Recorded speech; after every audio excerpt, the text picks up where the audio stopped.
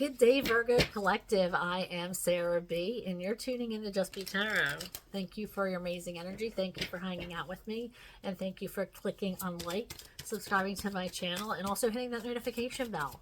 That will let you know when I'm going live and posting new readings. Thank you for hanging out today. I do appreciate you. I am shuffling for the overall energy for the Virgo Collective and their greatest good for September 2025. Now, this is a general reading, not personal, so please take what resonates and leave the rest. All right, Spirit, let's jump right into this. What is it that the Virgo Collective needs to know for their greatest good for September 2025? Shuffling for Virgo. Happy birthday, September Virgos. I am a Virgo sun myself, and my birthday is September 8th. If you're a Virgo, leave your birthday in the comment section. I'd love to know. Okay, so we have 4 cards that came out. It looks like there is a lot of things happening for you. Holy moly. We have something that is a manifestation that is coming in that is going to bring new life to some kind of transformation that is coming in, but it's going to be something that you manifested, something that you wished for is going to be coming in, and it's going to create changes. Some kind of ball is going to start rolling is what I just heard. Ball rolling. Getting a ball rolling. Maybe it's going to activate. Oh, I just was drawn to this crystal when I said activate. Something in your life. Get something moving for you. Get a situation going. But there is definitely something that is coming in for you in September that's going to be transformative. Look how this light, this is surrounding the butterfly. This is going to be a big transformation for you. Something that is divinely guided. This is something that you wish for, because that same light, see, is around that wishing well. So this is going to be exciting energy coming in. I love that for you. And of course, details. You wouldn't be a Virgo if you didn't pay attention to the details. So make sure you're still paying attention to the details, as you always do. You might be seeking clarity on something this month, trying to piece everything together is what I'm saying. I just saw a puzzle. So you might be trying to piece everything together, putting the whole picture together, putting the whole story together, gaining clarity on something. I feel like you might be headed in a new direction as well. So make sure you are... This is exciting things. A lot of changes coming in for you. There's going to be so much excitement coming in for my Virgo Collective. And this means for me too. So I'm definitely excited for us. So, yeah, this is exciting. It looks like there's going to be a new path coming. Something is going to be activated. I keep hearing the word activated for us. Something is going to be, because of our transformation, because of these changes that we're making in our lives, because of our integrity and the way people see us and the way we don't falter with our decisions or the way we live our lives. These good things are going to start coming in for us, and it's going to bring us a lot of joy and a lot of happiness, in at least in September. You know, shit can change, but in September things are going to be good for the Virgo Collective. So let's see what Tarot has to say. Spirit, I am shuffling for the Virgo Collective for September 2025. What is it that the Virgos need to know for their greatest good? What messages do they need to hear for September?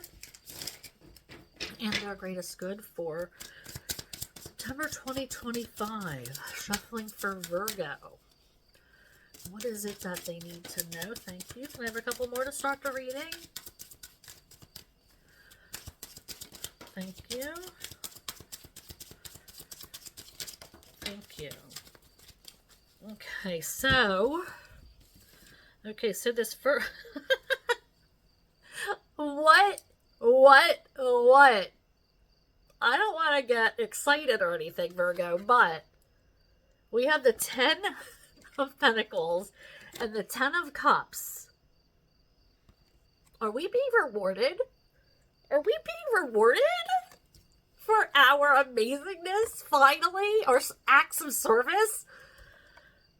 Shut up. Finally. We're still on our heads about something. This came out in the challenge position, but I mean, when are we not? So I do see that this month of September is going to be prosperous for us, and is going to be emotionally fulfilling. So I feel like with these transformation, these picking the right, keeping an open mind, picking the right path, doing the things we're supposed to do, just being us, is what's getting us to we're being rewarded for it in our birthday month, which is exciting. That's an exciting birthday miracle. All right, so we have this 8 of Swords in the challenge position, which means, you know what, sometimes we're in our head, sometimes we're not. We really do try to stay present, but sometimes we are human, so sometimes we get stuck there a little bit, but we end up working it out, so we're not. But we still have work to do on being in our heads, but we are really trying with that energy and trying to have things work out for, you know, we're trying to remain present, trying to ask the questions, and trying to get a better restful mind. Oh my golly. We have King of Wands energy coming in towards us. This is a person, a masculine, with a lot of charisma, a lot of sustenance, a lot of things that they bring to the table. This is somebody who is very charismatic and really loves to, they love to get what they want, really. They're very passionate, which is a good thing. Very passionate, very sexual. They also know what they want, and they sometimes use their charisma to get what they want. So you got to be careful of that. I do love a King of Swords energy, but they can be manipulative at times. So I do have to weigh the good and the bad and tell you everything. So just pay attention to that energy. But for the most part, King of Wands is something that you want coming into your life. Somebody who's going to be a spontaneous energy. Somebody who's going to act childlike with you, who wants to spend time in your energy, and you can let your hair down and be yourself around them. All right, and then we have the Page of Cups. So this could be a new love coming in for you. But this new love is going to come in a king form. Okay, we're not looking at the page as this new love coming in. We're looking at a new love coming in for you in the king form. So this is going to be somebody who could be your age or older, or they could be around your age, and they could be somebody who, like I said, has a lot of passion, who flies by the seat of their pants sometimes, who just is, you know, wants to have fun and is energetic and wants to just live in that energy, and you're down for it. This is new love. This is exciting for you. So any new love is exciting. Any kind of emotional connection. It's really about emotional connection. Cups are about emotions, emotional connections, feeling that pull towards somebody because it's emotional. You know, so we have this emotional connection, but then we have this passionate fire as well. So be on the lookout for that this month for you guys. And if you're already with somebody, this could be you rekindling something, or maybe taking a romantic getaway with somebody to re-spark something. This could be your partner saying, hey, let's do something on a whim. Do you want to go away for the weekend? I got somebody to watch the kids, because, you know, the King of Wands is spontaneous. They do want to do things on a whim. They are always thinking about, you know, being fiery and passionate, and they know the way to your heart. They know how to win you over. So this could be somebody who wants to rekindle something, who wants to, you know, get away. This could be already somebody in your life who is who is planning something exciting. All right. Okay, so we have the Four of Wands in reverse. Okay, so this talks about stability. Four of Wands, so something could be off with your stability. You could be feeling like this is something about your home or your family. Or this could be somebody in your energy that's worried about their family or something. It could be schooling, it could be financially, but this is something that is, you feel like, is rocking your root chakra. Everything that makes us us, you know, your education, your family, your friends, your home. So there's something that might be off within your foundation, which makes you who you are, your root chakra. So you might want to clear that energy by focusing on your root chakra and making that clear. If you don't know how to do that, Google it. That could help you along. But there is something that there is a blockage here with your foundation. So make sure you're addressing that so everything it can come to you smoothly and there's no blockages, because this looks like a good month and you don't want anything to hinder that by something that you can control. You know, make that clear.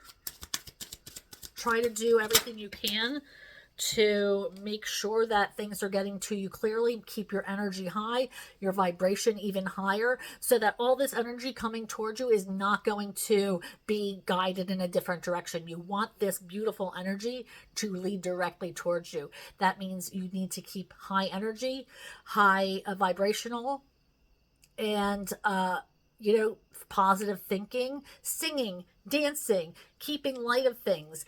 That all raises your energy. Not getting in your head, not thinking of the positive things, letting things roll off your back. Yes, it is hard not having your immediate reaction, biting your tongue in certain situations. These are all hard for us, for people, for humans. But it is going to be important for your well-being this month. And so you don't create blockages for yourself. Now we might be traveling somewhere. This could, I heard a retreat. Maybe you're going on a retreat. But this is going to be someplace where you feel safe. Things are calming down. You feel like you can trust the situation, and you feel like you are being guided to this, divinely guided. Now, I was just told to look at this red rope. Now, I don't know if you've ever heard of that red string theory, that the string guides you and ties the person that you are meant to be connected to through multiple lifetimes. And no matter where you go or who you're with or what you're doing, you're always connected to this person, and they are with you through multiple lifetimes until you can be together. So I feel like that is this, you might be being guided or traveling to somebody that you are connected to. Guided, or somebody is being guided towards you. Maybe you need to, I know there's a lot of, there's like people wear the red bracelet for Kabbalah. There's a bunch of different reasons why there's red strings attached to spirituality. So look those up. They might mean something to you specifically, but I was told to show you this red string. So that might have some resonance with you, or you know, at least look it up, because I think there's definitely a lot. I've heard multiple different stories about this red string theories. So take a look at it, see what I'm talking about. But yeah, it has to do with different lifetimes, being connected to your person. But multiple religions, multiple spiritual practices have this red string in their essence. So make sure you're checking that out, because it could be something that you recognize. All right, we have the Three of Swords. So this is healing. This is about Maybe you're helping somebody heal. Maybe you're guiding somebody. Maybe they look at you as somebody who is a healing energy. Um, but we have this Three of Swords. I feel like you are looked at as a healing energy for somebody.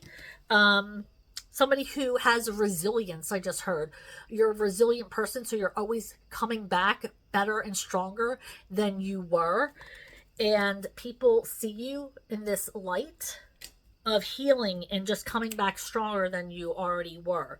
We have the Two of Wands in reverse, which means this separation, which is the Two of Wands in the upright, is now closed. You're coming together with somebody who you've been separated from, or who you weren't able to be with prior. So you are coming together with this person. This could be your King of Wands energy coming in. This could have been from a different lifetime. This could be somebody that you know or you don't know. So maybe the timing was off in your previous life, and now you're able to come in together in this life. Keep your eye out for this King of Wands energy entering your life if you don't know who that is already. But I do feel like there is a huge connection here that you're not going to want to miss. All right, so let's move on to this little deck and get some clarifying energy for you. Not clarifying, well, clarifying, but it's going to be concluding is the word I meant to say. So I guess it will be clarifying for some of you.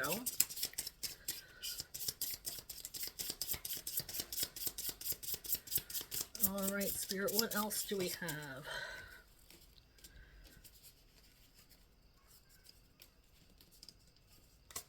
Okay, let's see.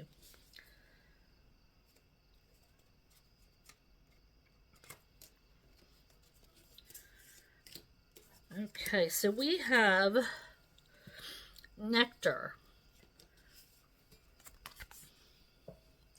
Keeping yourself nourished, keeping others in your energy fed by your energy, by your guidance, by your love.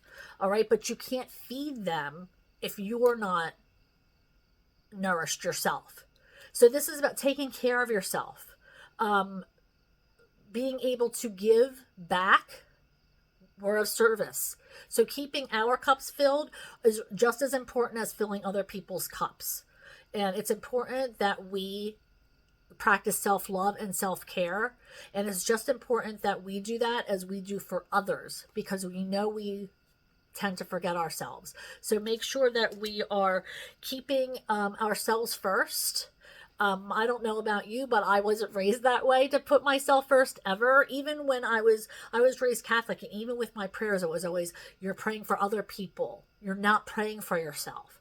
So it's new in the last 10 years or so that I started putting myself first in my manifestations and such, that it's like, it's still relatively new in my life, that it's like, it's okay to put yourself first, because you're the one who needs to feed other people, and you're the one who needs to be of service. So it's important. Then we have fault line, which means that it's okay. It's okay to fault line. It's a crack. It's a shift. Okay, so shifts happen. Damage happens. But that's okay. You know, we're going to go through these things, and we're going to get scarred. We're going to get hurt. But we're going to heal from it. And these scars makes us who we are. And sometimes we press those scars down, but they need to be healed. Okay? The scar might never go away, but we need to bring those feelings up to the surface and touch upon them and heal those feelings so we can heal other people. So it's important to work on healing yourself. And once you touch on those feelings and you get triggered by something again, it's so much easier to heal and not bury it and let it go than it ever will be again. Like, it is the things that we've been pushing down and not wanting to deal with now are brought to the surface, We've dealt with them. We've looked them in the eye. We've cried. We've cursed. We've done whatever we can to let go and heal. Now, when we get triggered by that same thing, yeah, we sit on it for a couple of days, but then it's gone. We're not holding it down anymore. And it's such a freeing feeling. So it's hard to work on your sadder self, but I can't tell you what a weight it is to let go. Okay, so we have the village. Surrounding yourself with good people. We weren't meant to do it alone. It takes a lot of people to help us along the way. I just did a live reading where it was like, we have to surround ourselves with good people. We have to be able to ask for help. And most people are honored to have you come to them and say, can you help me?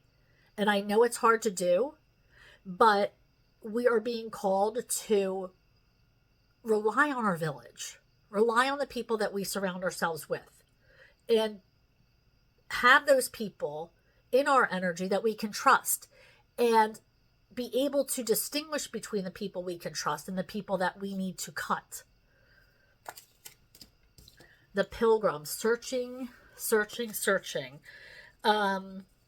creating a pilgrimage, doing what we need to do to realize ourselves, realize who we are and what we stand for. This could also, like I said, retreat earlier. So maybe that has something to do with this. Maybe you're going on a retreat, or you're called to go on a retreat, or maybe Spirit wants you to set up a retreat on your own so you can invite people in for healing. The desert. Looking for things, thinking that there's nothing out there, feeling alone, feeling like nothing is going to change, like there's nothing feeding you, there's no sustenance. There is. Maybe you are called to be in this era because you need to focus on you.